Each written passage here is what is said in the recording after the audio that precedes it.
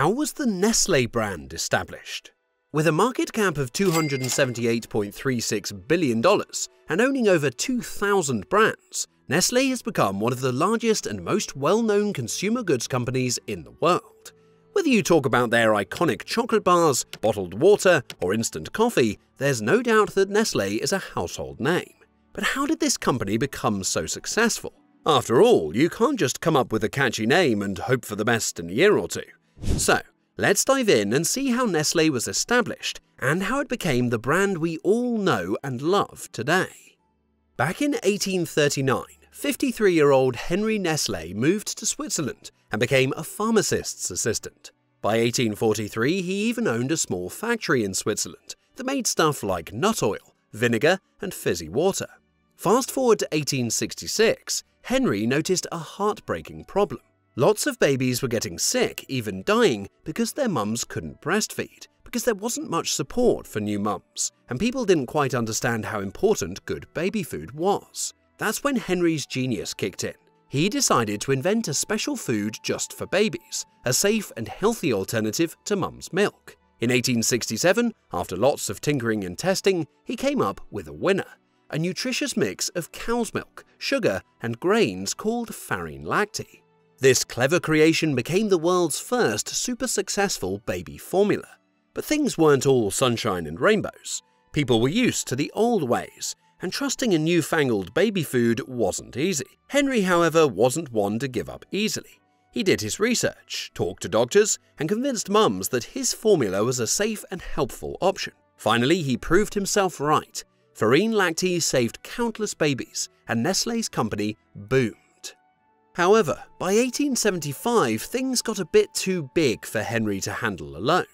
The company was growing faster than a beanstalk, so he sold it to his business partners for £1 million Swiss francs. But the Nestlé name stuck with their iconic logo of healthy and safe baby chicks in their nest with Mama Bird, a symbol of care that continues to this day. Nestlé even had some friendly competition, the Anglo-Swiss Condensed Milk Company, famous for their lifesaver invention in a world without refrigerators, canned condensed milk. Nestlé, after their baby food win, decided to try their hand at condensed milk, while Anglo-Swiss dipped their toes into infant cereals. This friendly rivalry was actually a good thing. It pushed them both to create new things and kept the prices fair for everyone. But by the early 1900s, things changed. Instead of fighting over every shelf inch, Nestlé and Anglo-Swiss realized they could be even stronger together. It was like putting all your best ingredients in one pot. They could offer a wider range of yummy stuff and even expand beyond Europe. So in 1905, they joined forces to become the Nestlé and Anglo-Swiss Milk Company, a real powerhouse in the food world. This merger wasn't just about milk though. Thanks to Anglo-Swiss, guess what hopped into the Nestlé basket? Chocolate. It was like adding a giant spoonful of sweetness to the mix. Nestlé and Anglo-Swiss Milk Company didn't stop growing there. In 1947, they joined forces with another Swiss company called Alimentana, famous for their delicious Maggi soups to add fantastic spice to their already thriving business. With all these tasty additions, Nestlé and Anglo-Swiss Milk Company became a giant leader in the global food industry, offering a huge variety of yummy things for people all over the world. Then, out of nowhere, the world threw Nestlé a curveball. 2 world wars. Supply chains went haywire, and people's shopping habits changed completely. But Nestlé succeeded in whipping up a cake even with a broken oven. They knew families needed good food to get through those tough times. So, they shifted gears and focused on making essential items that were easy to find. During World War I, Nestlé prioritized producing condensed milk and other non-perishable items, which were vital for both civilian and military consumption. Their factories operated around the clock to meet the demands, ensuring that essential nutrition reached those in need. Similarly, during World War II, Nestlé adapted by expanding their production of dehydrated soup and coffee, both of which became staples for soldiers and civilians alike. These smart moves helped Nestlé stay on top. Once the dust settled from the wars, the world was booming. The Industrial Revolution was in full swing, and people were busier than ever. They craved convenience, especially when it came to food. Nestlé, ever the trendsetter, saw this coming a mile away. They were like a surfer catching the perfect wave. They rode that wave of convenience all the way to the bank and launched a whole line of instant products. Nescafé became the go-to coffee for busy mornings, but that was just the tip of the iceberg. They also came out with Nesquik, that chocolatey milk powder that turned breakfast into a party for kids, and maybe a few grown-ups too.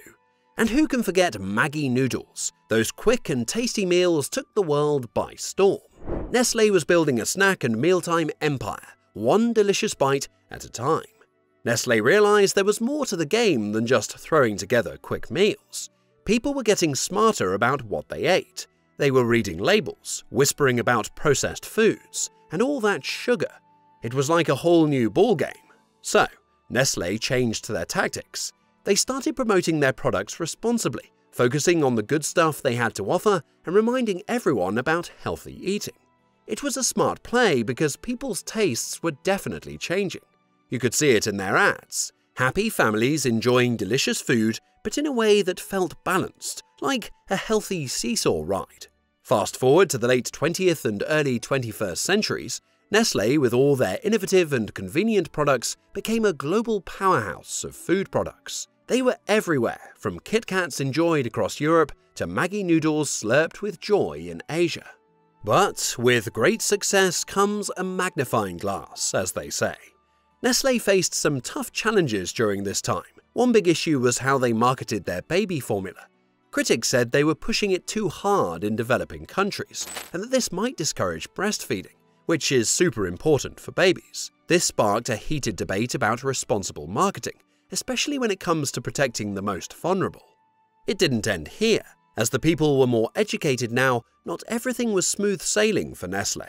People started noticing that sometimes Nestlé wasn't treating their workers very nicely. There were even whispers about kids having to work on cocoa farms instead of being in school. This made a lot of people upset, and they wanted Nestlé to play fair with everyone involved in making their yummy treats. On top of that, the earth started talking too. With so many factories and all those Kit Kat wrappers, people wondered how much water Nestlé was using and where all that trash was going. Sustainability became the new cool kid at school, and Nestlé knew they had to clean up their act. So what did Nestlé do?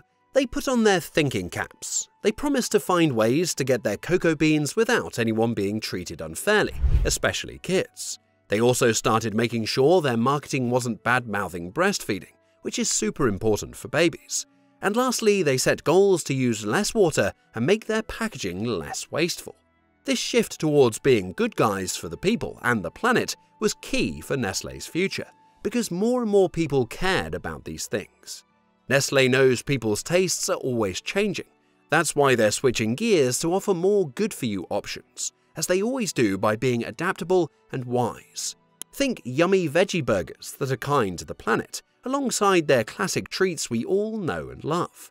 Busy families can now grab healthy and quick meals, while Nestlé tackles the planet-based revolution like a superhero. Nestlé's story is like a choose-your-own-adventure book, constantly adapting. They started with a baby formula that was a lifesaver, then jumped on the convenience train after the war. When people worried about healthy eating, Nestlé offered healthy choice foods. Now they're all about plant-based options. It reflects they're changing their marketing and taking care of the environment by using less waste in their packaging. Today, the brand holds the title of 34th most valuable company, and there's no sign of that slowing down. So, this was the entire journey of Nestlé. It all started with a simple baby formula, and today we can see Nestlé products everywhere around the world. Big things have small beginnings, and Nestlé's story is a perfect example of this. If you want to be successful, you have to start small, no matter how big your dreams are. Just like Nestlé, you have to adapt and innovate to stay ahead of the game.